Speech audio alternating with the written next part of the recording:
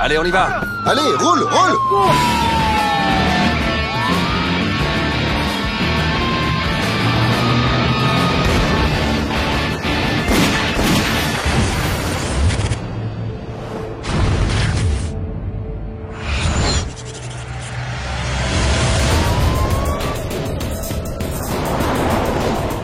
Je m'appelle Tommy Valdez. Mon surnom, c'est Colero. Ça veut dire le lapin. C'est parce que les flics me coursaient tout le temps. J'étais recherché pour vol à main armée, voie de fait avec armes et des délits effectués avec des armes. Ma fille criait, elle pleurait, elle voulait que ça s'arrête.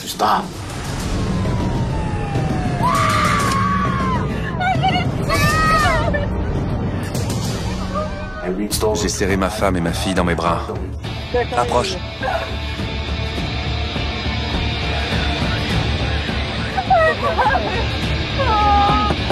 Sors! D'accord, du calme. Ma petite fille, elle hurlait de peur. J'ai peur. Je voulais rester.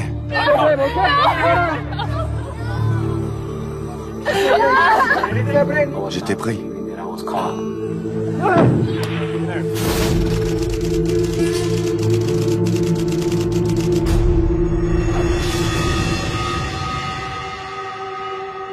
Direction le comté de Grant. Cette prison est vieille et il y a toujours eu de la surpopulation.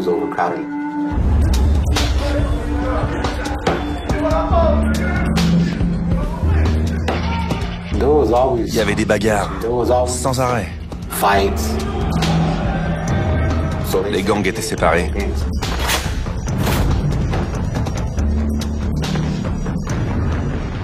T'es dans un gang? Celui du Southside. J'ai grandi avec les gars du Southside. À 13 ans, j'ai commencé à partager la vie du gang, à commettre des délits, à vendre de la drogue. Je touchais à tout. On était au dernier étage.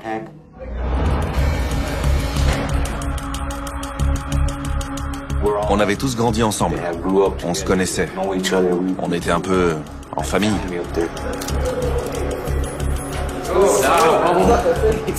Jonathan Rodriguez fait partie du gang. C'est mon meilleur ami. Son surnom, c'est Snoopy. Il avait été arrêté quelques semaines avant moi.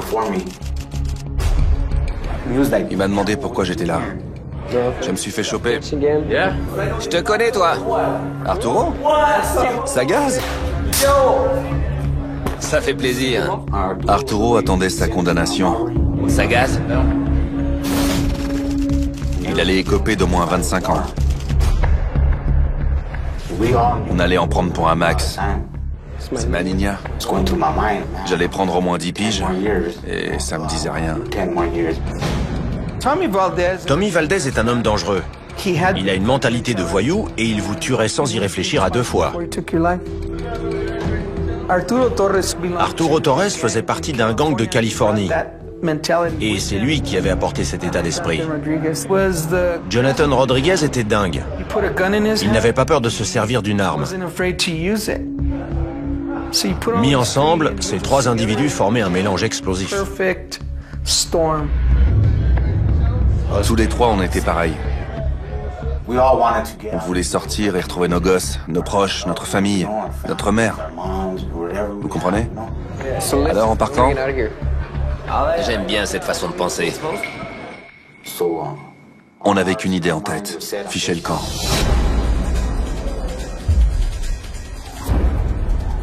Mais ça s'annonçait difficile. La prison est derrière le tribunal. Les deux bâtiments partagent le même parking. Et la prison du comté est reliée au bureau du shérif qui est ouvert 24 heures sur 24. Donc le coin est bourré de flics.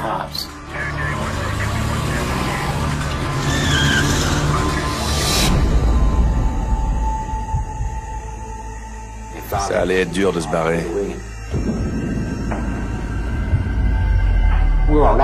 On était bouclés en cellule entre 22h30 et 6h30. À cette heure-là, les portes s'ouvraient.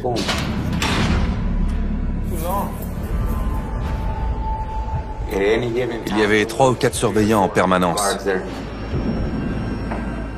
On n'avait pas le droit de sortir du dernier étage. Les portes étaient verrouillées.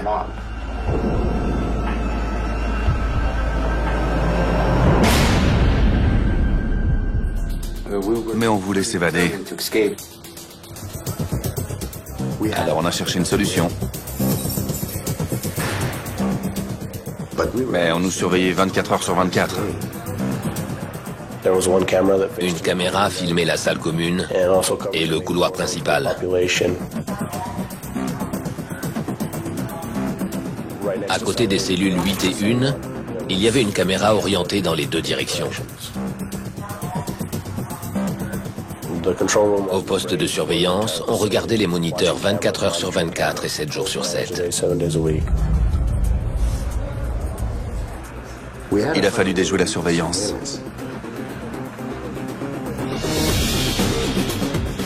Les caméras du couloir étaient fixes. Les 2. On a essayé d'évaluer ce qu'elles filmaient. Vu comme elles étaient orientées, on s'est dit qu'il y avait un angle mort à un bout du couloir.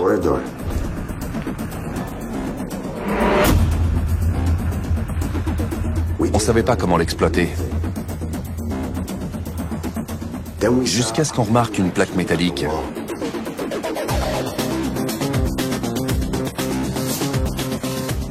Ça devait être l'accès à la tuyauterie.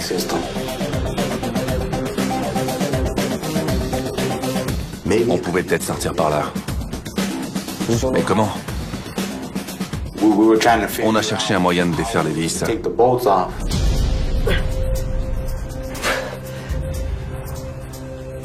Avec les caméras, on nous voyait pas. Mais un surveillant pouvait se pointer n'importe quand. Ça aurait tout fichu en l'air.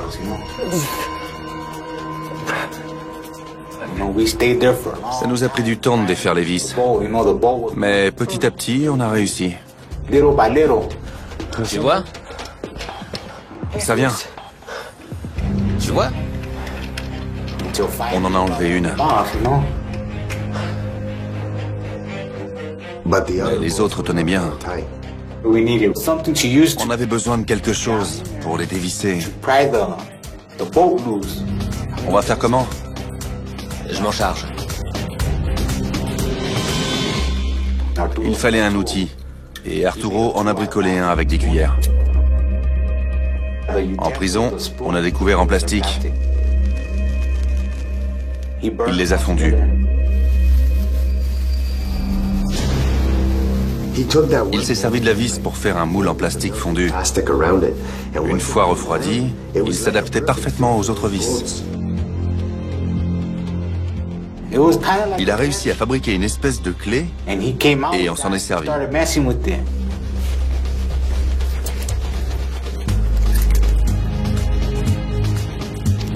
Mais les vis étaient très serrées, donc on y a passé du temps. Fichons le camp. Les surveillants faisaient des rondes et il fallait être prudent.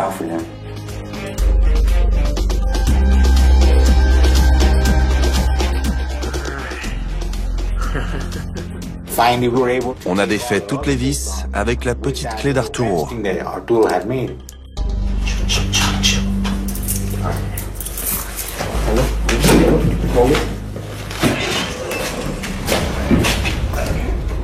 Regarde.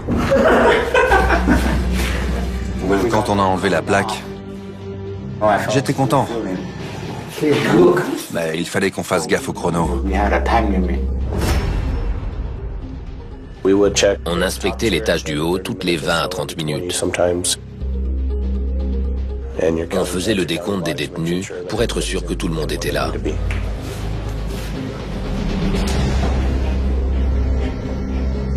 C'était une gaine technique.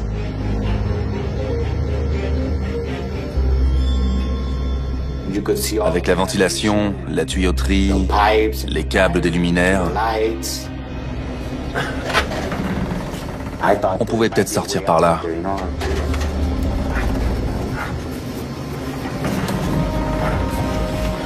Il fallait escalader les tuyaux pour atteindre le toit.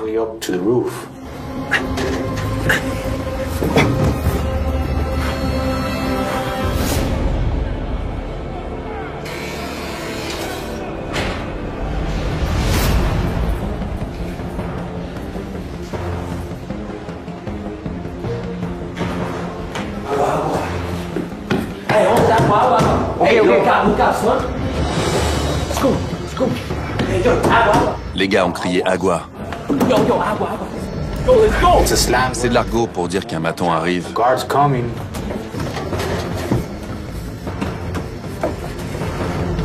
Sors, vieux! Allez, allez! C'était cuit.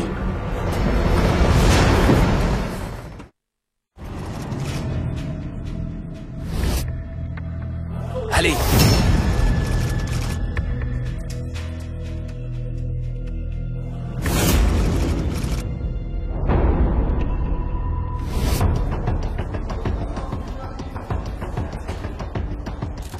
Le surveillant se pointait. Comme ça.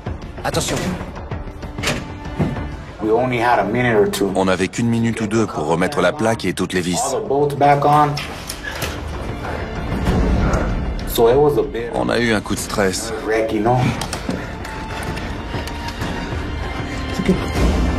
Combien de temps? Snoop est intervenu. Alors, quoi de neuf? Il a fallu tout remettre à l'identique. Et sans se faire remarquer. Alors ce match? Finito. C'est bon. Ça a été chaud. On a failli se faire pincer. Il fallait trouver un moyen d'exploiter la gaine technique pour sortir.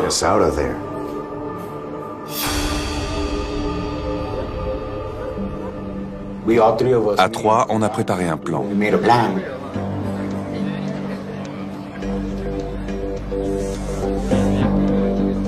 La gaine technique était à côté de nos cellules, au dernier étage.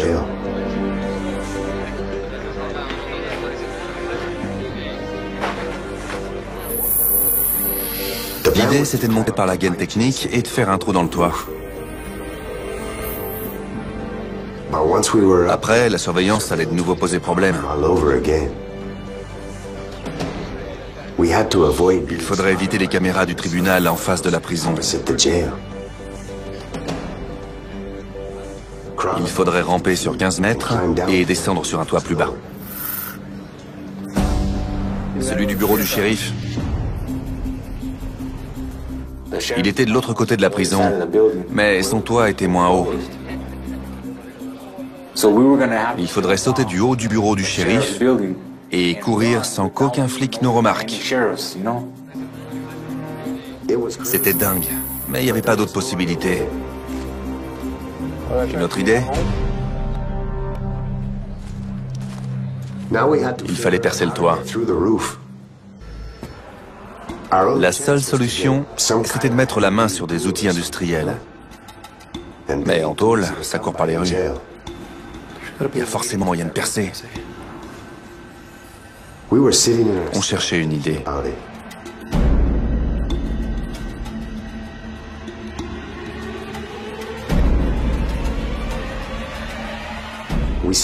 Une barre métallique maintenait le lavabo. On a réussi à la retirer.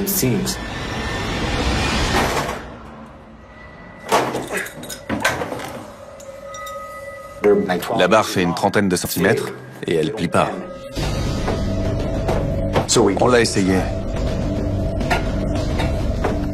Il y avait une plaque métallique épaisse sur le plafond. Il fallait se tenir en équilibre et utiliser ses deux mains. On a percé le métal comme ça. C'était dur.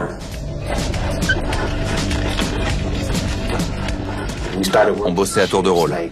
Je montais pendant 1 heure. Je travaillais. Arturo me remplaçait. Il bossait jusqu'à ce qu'il soit crevé. Et Jonathan y allait.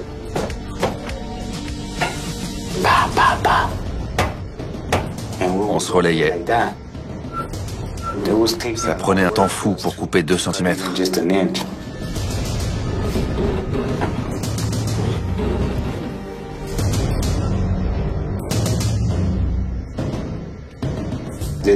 On avait l'impression qu'on n'y arriverait jamais.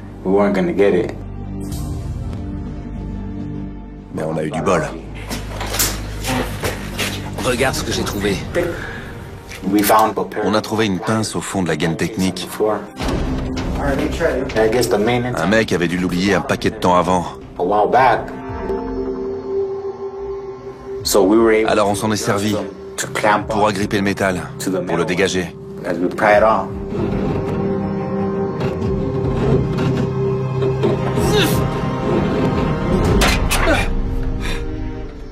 Un vrai ouvre-boîte. On a tout arraché. J'ai glissé. J'ai fait tomber la pince. Je me suis coupé, j'ai pris des trucs dans les yeux. Pour dégager 2 centimètres, il fallait y passer 2 heures. Donc au bout d'une journée, on avait à peine avancé. Ça nous a demandé un sacré boulot.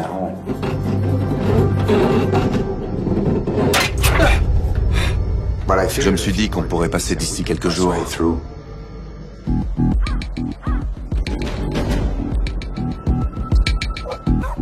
On a préparé ce qu'on ferait une fois dehors. Les flics seraient vite sur notre dos.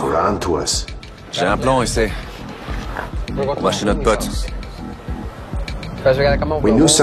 On connaissait quelqu'un qui nous aiderait à quitter la ville. On savait qu'il nous filerait tout ce qu'il nous fallait. Des armes, de l'argent, tout. Je sentais l'excitation monter en moi. On finissait le trou et on fichait le camp.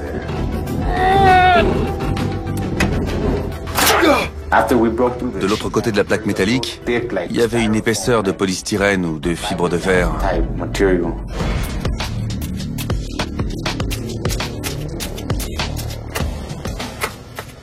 C'était de l'isolant. Et il a fallu creuser.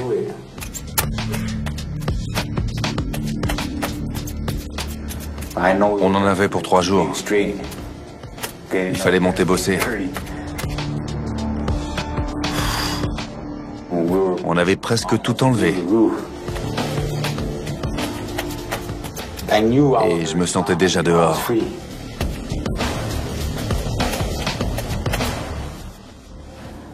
Mais ça n'a pas été aussi simple.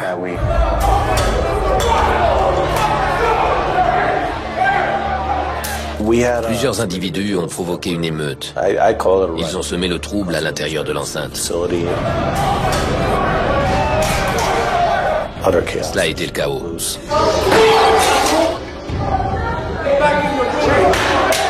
Ils refusaient d'être enfermés.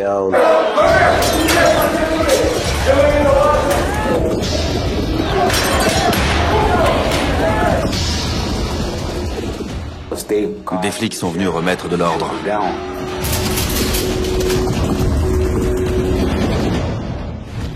Agua, amène-toi, c'est l'heure. Allez, allez.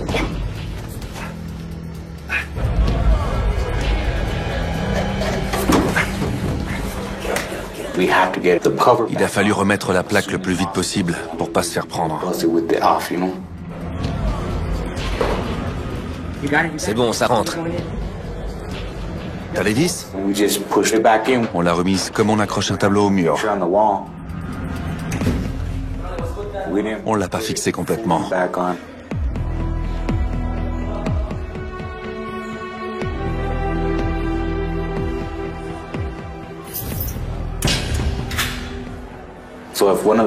Si un des surveillants avait appuyé dessus avec la main, la plaque serait sûrement tombée.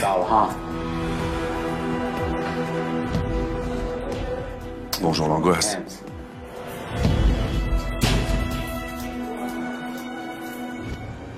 Et au revoir l'évasion.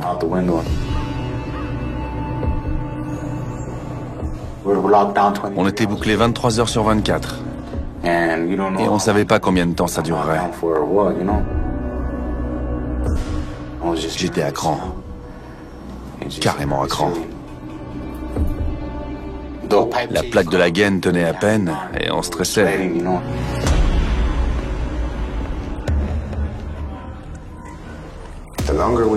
Plus on attendait en cellule, plus les surveillants risquaient d'en découvrir l'accès. Et on pouvait rien y faire.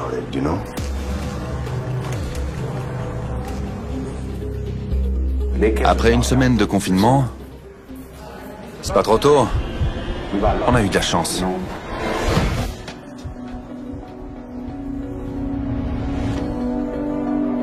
Personne n'a rien vu.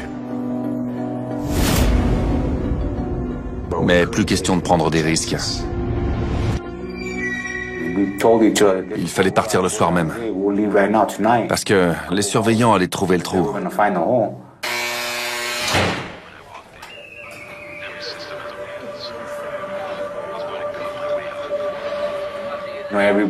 On agissait comme d'habitude.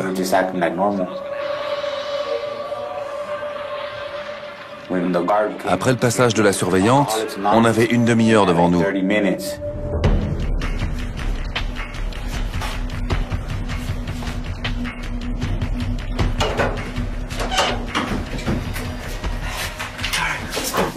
On s'est mis d'accord. Une fois dehors, on resterait ensemble. Et on se voit en haut. On savait que dès que la surveillante reviendrait, elle tomberait sur la gaine technique et elle verrait qu'on s'était barré.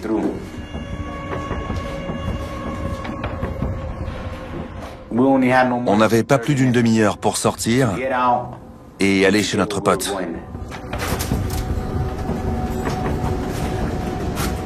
En montant dans la gaine technique, j'ai vraiment senti une poussée d'adrénaline.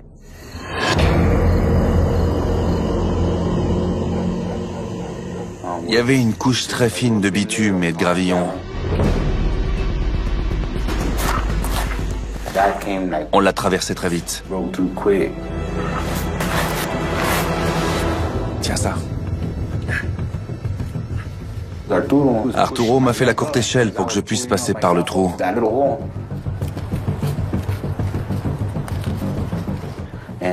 Je me suis faufilé.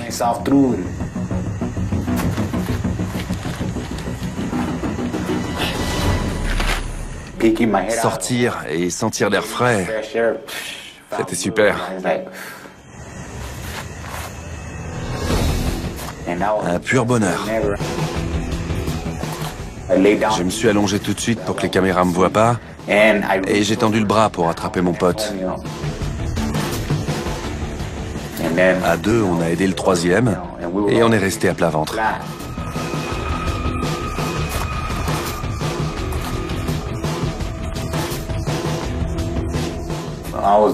Je voulais pas qu'on nous repère. Il y avait des caméras. Elles étaient sur le pourtour du tribunal et je savais pas si on nous voyait. L'adrénaline continuait de monter.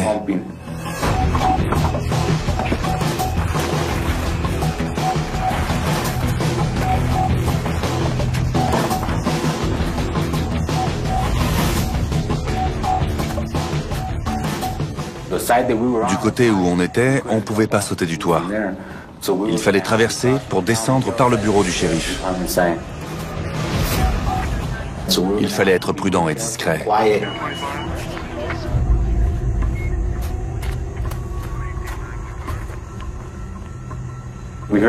On entendait des gens discuter devant le commissariat. On était au-dessus du toit et les flics étaient en dessous de nous. Donc on a fait super attention. À l'intérieur, l'alarme allait être donnée d'un moment à l'autre.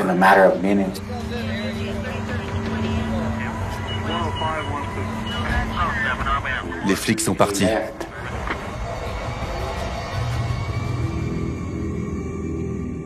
Mais on était très haut. Alors je me suis laissé pendre.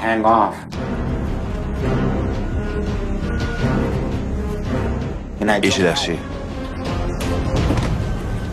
La réception a été violente. Et Arturo a fait pareil.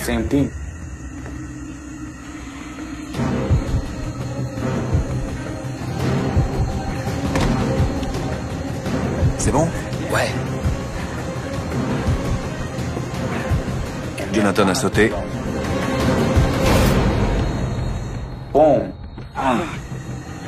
Faut filer. Mais il s'est fait mal à un pied. Il faut y aller. Il n'arrivait pas à se tenir debout. Non, il faut y aller.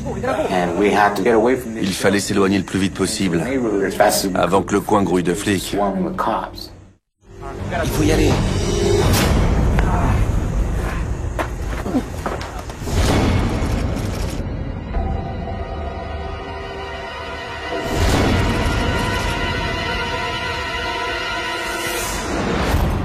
J'ai dit à mes potes de foncer. Je me suis mis à courir et ils m'ont suivi. Jonathan avait vraiment du mal à avancer. Il boitait. Mais je pouvais pas les abandonner. On y va. On a couru le plus vite possible.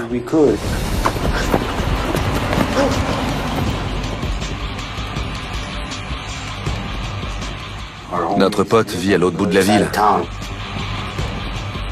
Il fallait qu'on arrive chez lui avant que l'alerte soit donnée.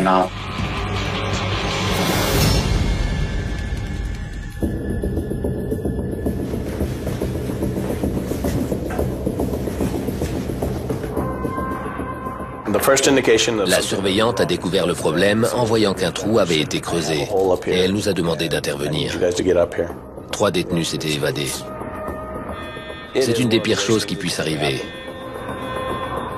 Il fallait les retrouver. Évasion. Il le fallait. Mike, c'est pour vous. J'étais inspecteur au bureau du shérif du comté de Gant. Et par téléphone, on m'a signalé une évasion. Lancé un avis de recherche. On a diffusé un avis de recherche auprès de tous les services de police de la région. On peut dire qu'il y avait 3 chiens enragés en liberté. On arrive. Je suis arrivé le premier. Mes potes étaient derrière moi. Je suis entré. Tout le monde s'est demandé ce qu'on faisait là. Et j'ai expliqué qu'on venait de s'évader. Ça va, Essay? Et toi? On se disait que la prison n'avait pas pu nous retenir, qu'on était libres. On était super heureux. Tu parles.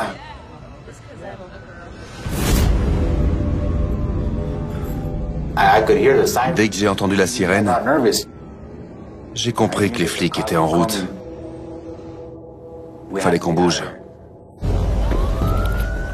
On est monté dans une voiture.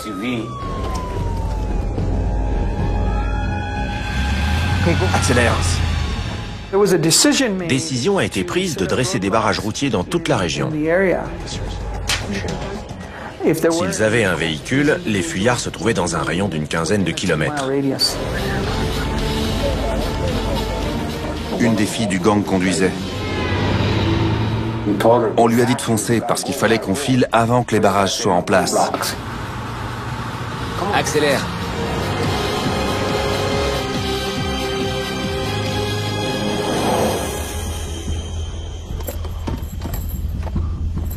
Elle nous a emmenés dans une planque sûre. Une caravane paumée au milieu de nulle part. On risquait plus rien. On est sorti de la voiture. On a pris une grande inspiration, on a regardé le ciel, les étoiles. J'étais libre. C'était gagné.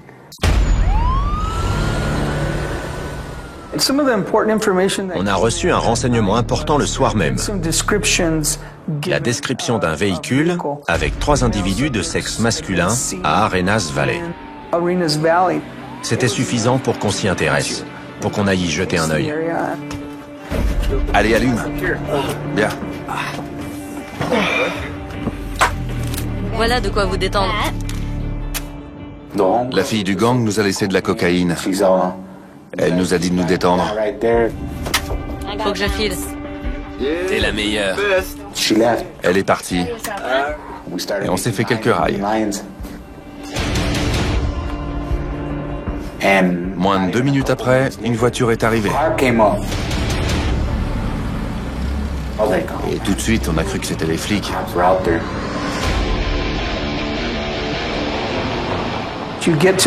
On est arrivé sur place sans faire trop de bruit.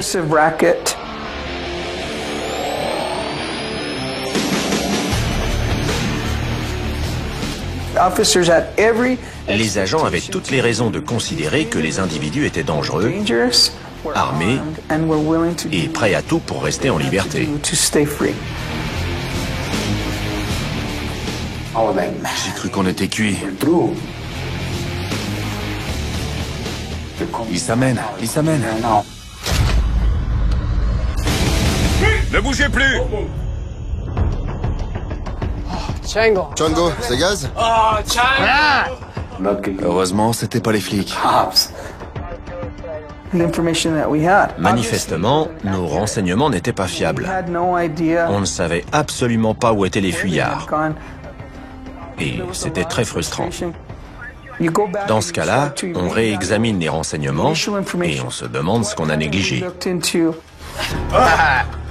Django, le cousin d'Arturo, est des nôtres. Ça gaz ici? C'est un bon copain. Il a apporté un gilet pare-balles, un AR-15, un 38 et des grenades. Il nous a dit de tout prendre au cas où il se passerait quelque chose.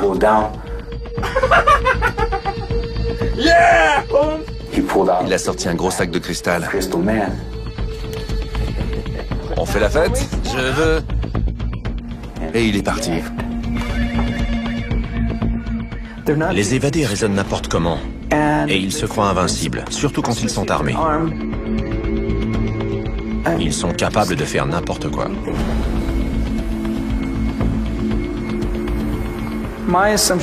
J'ai supposé que cela resterait dans les environs jusqu'à ce qu'ils aient préparé leur départ.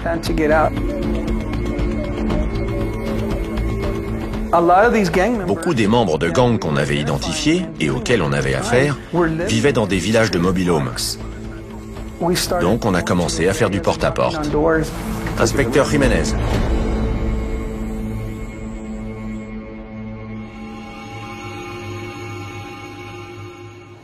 On s'est shooté.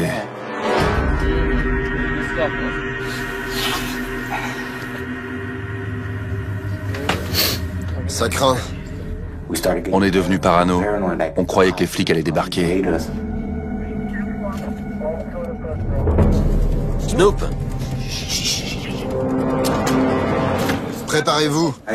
J'entendais les sirènes et les talkie-walkie. Regardez! Mais qu'est-ce qu'on va faire? Il y avait quelqu'un. Et c'est... Qu'est-ce qui se passe? On avait des flingues. Pas question de se rendre. Ça allait se finir en fusillade.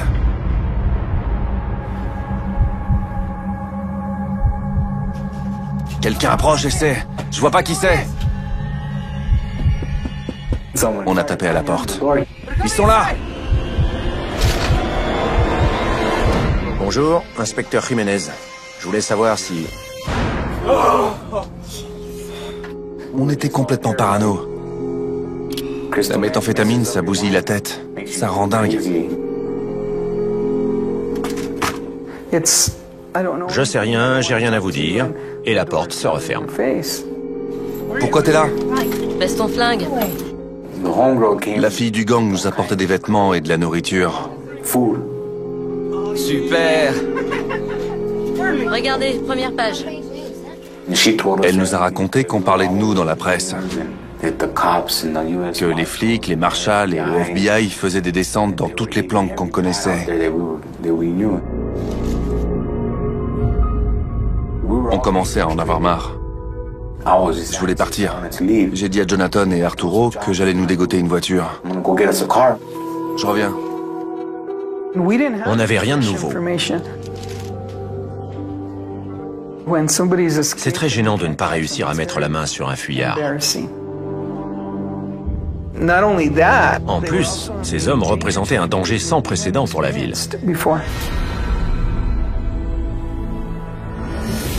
Demi-tour, essai. Et regarde la route. J'ai pris quelqu'un en otage. Ralentis, essai. On arrive. Je l'ai menacé. Et je lui ai dit qu'il allait nous servir de chauffeur. Détends-toi, sinon je te bute. En arrivant à la caravane, je lui ai dit qu'il fallait qu'il se tienne un carreau, sinon j'allais le descendre. Allez, on y va!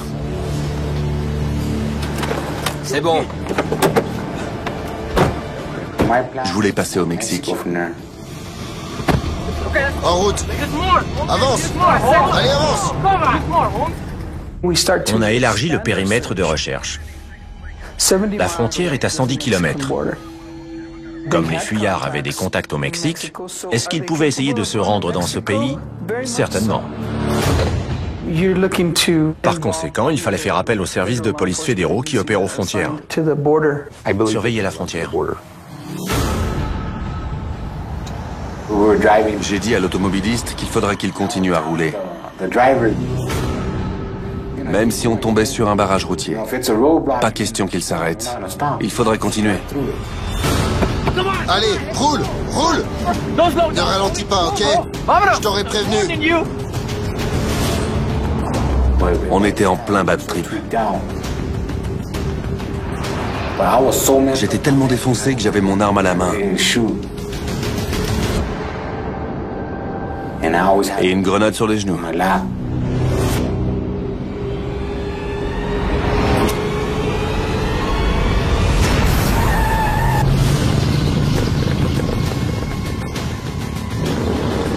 On a crevé. Il m'a dit qu'on avait crevé. Mais la roue de secours. J'en ai pas. Tu te fous de moi? J'ai demandé à l'otage pourquoi il avait pas de roue de secours. Comment on allait réparer? Range-toi.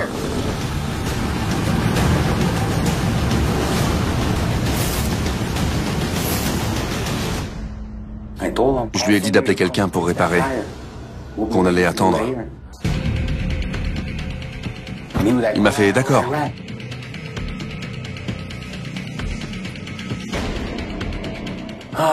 Sauf que, coincé dans cette bagnole, on faisait des cibles de choix.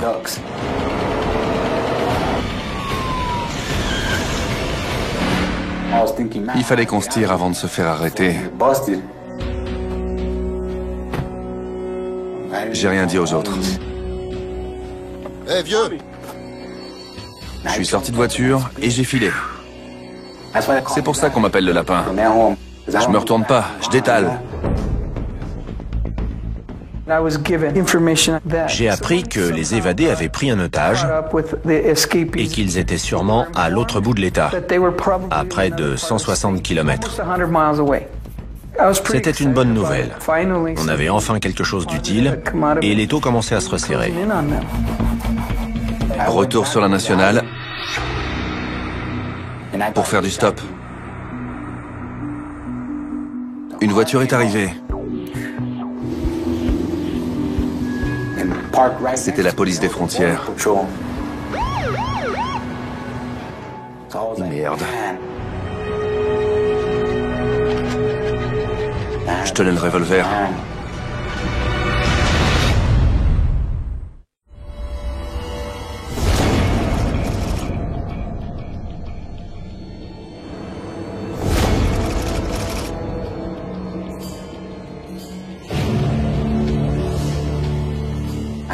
Je me suis débarrassé de mon arme.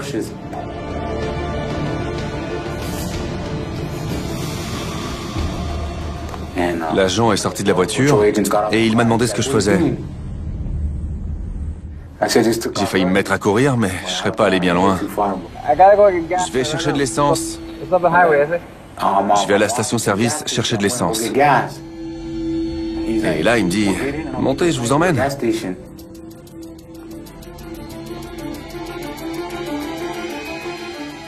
Je croyais que c'était ce qu'il allait faire. Mais il m'a emmené au poste frontière. Quand je suis arrivé au poste de la police des frontières sur l'autoroute I-10, un agent m'a dit que son collègue venait de prendre un gars en autostop à la borne 118 et qu'il était à l'intérieur en train de téléphoner.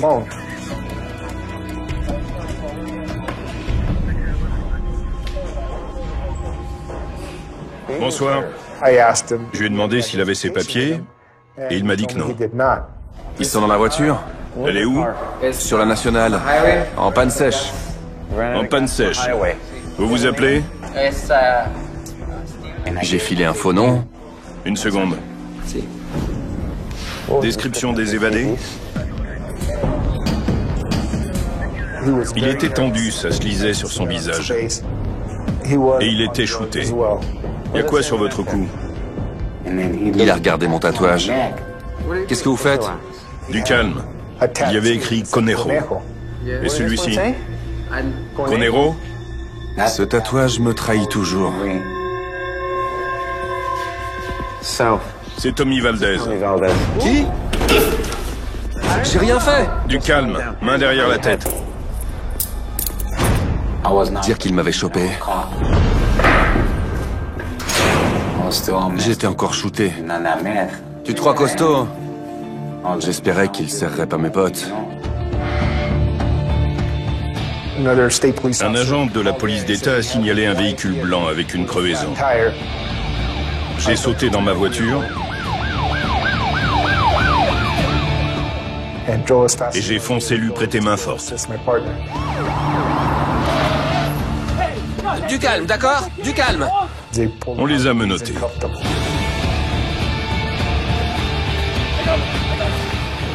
Qu'est-ce que vous faites? En route. Allez! Ils étaient armés. Une fois qu'ils étaient dans la voiture, on n'avait plus à s'inquiéter.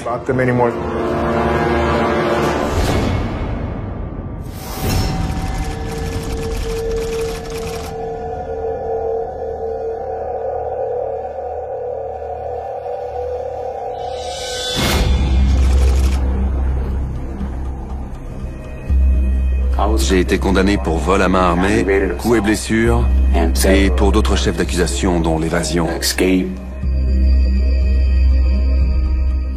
suis pas ravi de m'être évadé, mais je le regrette pas. Maintenant, je dois me débrouiller pour survivre.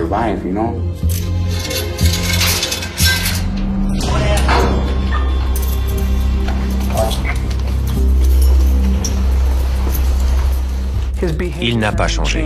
Il a agressé des membres du personnel, des co-détenus.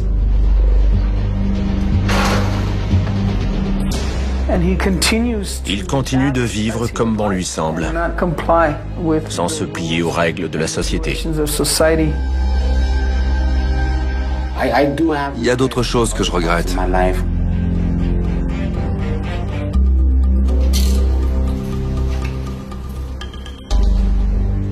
Aujourd'hui, je réfléchis avant de réagir.